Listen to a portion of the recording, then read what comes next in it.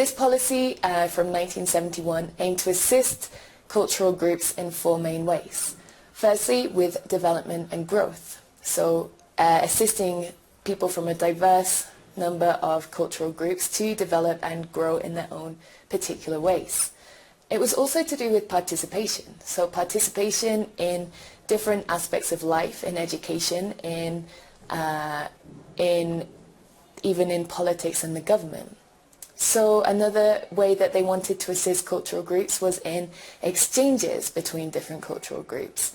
So they didn't want to see cultural groups living completely distinct and separate lives. They wanted to see an engagement between people from different groups. Another main concern of this was that they wanted to help people who were new to the area, people who had come from perhaps Asia or Africa, to learn one of the two official languages of Canada, either English or French. So Canada has been a huge example for the world in terms of multicultural policy, in terms of being the first country to implement a multicultural policy for the whole country. But has Canada's multicultural policy been successful? In many ways, yes. This has been a very successful policy, and it has been growing and changing over the years with new amendments to the policy. So one of the ways we can see that this has been very successful is in the Canadian Parliament. We can see that representation of people from Aboriginal groups, but also from South Asian countries, has grown enormously over the past few years. Also, if we look at the surveys that have been done with people from Canada, one very important thing to consider is that the citizens' perception of multiculturalism is generally very positive.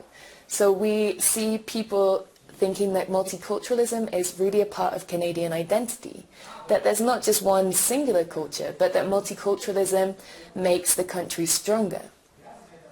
On the other hand, we have some arguments that say that perhaps no, it hasn't been as successful as it could have been. For example, some groups are still very underrepresented in Parliament. For example, the First Nations or Aboriginal people. Although the number has grown, in terms of the population of Aboriginal peoples, this number is still very low.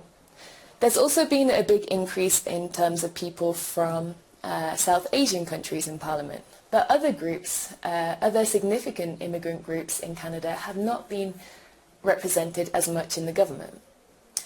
We have still seen also some discrimination and long-lasting effects of historical discrimination in Aboriginal groups in Canada, which have had huge effects and still have huge effects in